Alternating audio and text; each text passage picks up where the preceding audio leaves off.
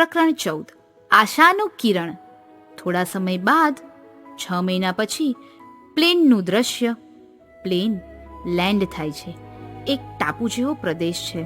દરિયાની વચ્ચે ઘટાદાર વૃક્ષોથી ઘેરાયેલ લીલોછમ પ્રદેશ. Tourist ટાપુમાં enter થાય તેવી જ તેમની આંખો ત્યાંની લીલોતરી જોઈને અંજાઈ જાય છે. ગાઈડ કહે છે, સેન્ચુરી આઇલેન્ડમાં આપનું સ્વાગત છે. અહીં તમને જોવા મળશે દુનિયાના અવનવા વૃક્ષો, છોડવાઓ, ફૂલો અને ફળો. આવો અને માણો. ત્યારબાદ બધાએ ફૂડ કાઉન્ટર પર જવાનું છે. આ આઇલેન્ડ અઠવાડિયામાં ફક્ત એક જ વાર સહેલાણીઓ માટે ખુલે છે. તમે બધા લકી છો કે આજે તમને આ વનરાજી જોવાનો મોકો મળ્યો. ચાલો હવે ટાપુની સુંદરતા માણીએ. એક નાની છોકરી બધા ફૂલોને અચરજ ભરી નજરે જોતી હોય છે. અલગ અલગ વિભાગોમાં જાત જાતના અને અનેકો પ્રકારના ફૂલો હોય છે. બપોરે 4 વાગ્યાનો સમય.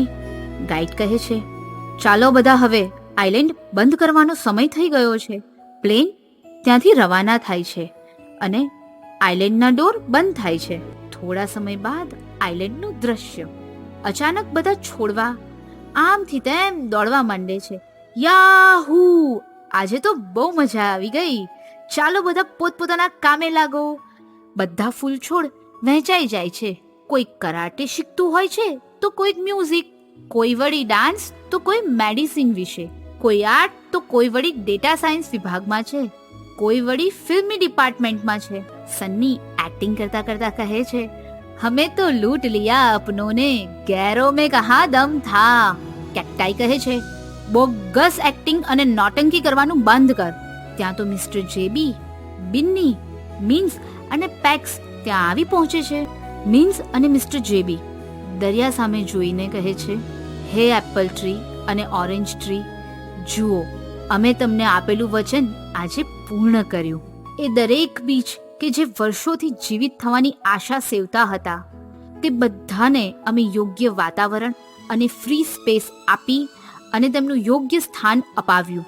તમારું બલિદાન એડે નથી ગયું.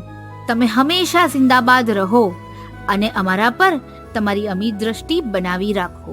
તો મિત્રો, કેવી લાગી આ વાર્તા? આવી જ અવનવી વાતો તમારે જાણવી હોય તો લાઈક, શેર ને સબસ્ક્રાઇબ કરવાનું ભૂલતા નહીં.